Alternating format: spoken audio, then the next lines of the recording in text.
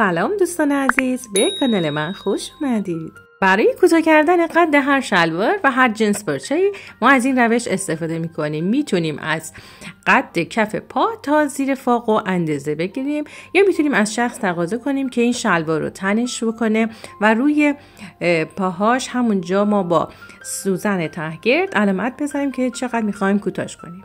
میزان کوتاهی بسته به سلیقه شخص داره و در اینجا اندازه رو ما به خاطر میسپاریم. یا میتونید از روش دیگه که خیلی مطمئن‌تر استفاده کنید و از زیر فاق همینطوری که اینجا میبینید اندازه بزنیم تا پایین پاچه شلوار و این اندازه رو از زیر فاق شلوار جدیدمون علامت بزنیم تا پایین و مطمئن باشیم که مثلا این مقداری که به دست میاریم مقدار دقیق و مورد نیازمون هستش. همونطور که میبینید ما اینقدر از پاچه شلوار رو باید کوتاه کنیم. با خطکش اندازه میگیریم. برای مثال واسه ما حدوداً 10 تا 11 سانتی متر در اومد و میایم در این مرحله با استفاده از متر دوباره مطمئن باید باشیم که سایزی که داریم میزنیم سایز درستیه. کار از محکم کاری هیچ وقت عیب نمیکنه و خیالتون راحته که یهو شلوار رو خیلی کوتاه نکردید.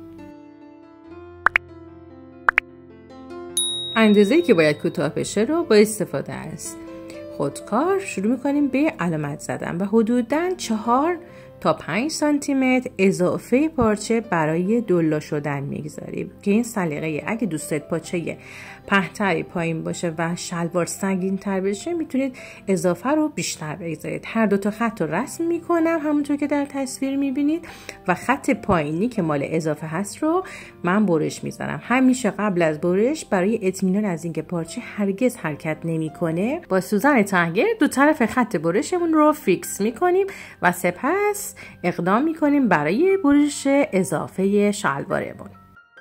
شاید کمی زمان بیشتری ببره ولی با فیکس کردن ما خیالمون راحتی که این حرکت نکرده. همونطور که ببینید نصفشم علامت میزنم واسه این که میخوام دولا کنم. در اینجا همونطور که میبینید اگه بخوام من در این حالت دولا کنم این اضافات باعث میشه که خیلی این گوشه پایین حالت توپر و ضخیم بگیره. اینجا یه قلقی داره. ما باید از این قسمتی که تا میشه با استفاده از قیچی یه برش یه چاک به اصطلاح بدیم تا یک طرفشو به سمت راست تا کنیم و طرف دیگر رو به سمت چپ که موقعی که تا میزنیم این قسمت توی تا ضخیم نشه. این نکته به ظاهر ساده کمک میکنه تا ما کوتاهی حرفه‌ای تری داشته باشیم. پس ما این کار رو انجام بدیم واسه هر دو تا پاچه شلوارمون و با سوزن تهگرد من این کار رو فیکس میکنم. حالا در اینجا میتونیم با استفاده از سوزن شروع کنیم کمی از پارچه اصلی به اندازه 2 تا 3 تا تاره بود به پاچه تا شده ما شروع کنیم به کوک زدن.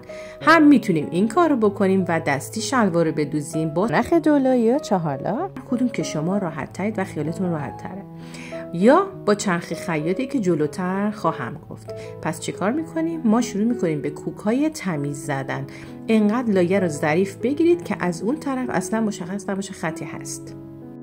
تنظیمات چرخمون بدین صورت هستش که میتونیم با 3 یا 4 بدوزدیم و شروع میکنیم از خط درز وسط شروع میکنیم به دوختن. همینطور که میبینید به آسانی رو به جلو پیش میریم و از قسمت داخلی شلوار میدوزم. من میتونم با استفاده از بعضی وقتا دیدید شلواری مثلا با رنگ نارنجی یا زرد خردلی دوخته میشه. میتونید رنگی رو که استفاده میکنید رنگ زرد یا همون نارنجی باشه و سوزنی که مثلا برای شلواری استفاده میشه سوزن 14 یا 16 هستش، بستگی به ضخامت پارچه‌تون داره.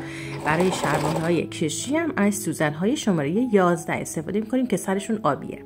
اینم دوخت رنگی ظریف پاچه شلوارمون. حالا شروع میکنیم به اتو کردن با استفاده از بخار. اگر شلوار پارچه‌تون از جنس ظریف بود یه دونه پارچه بذارید برای احتیاط و از روی اون اتو کنید، ولی شلوار چون محکمه قشنگ میشه راحت اون رو به سادگی اتو کرد.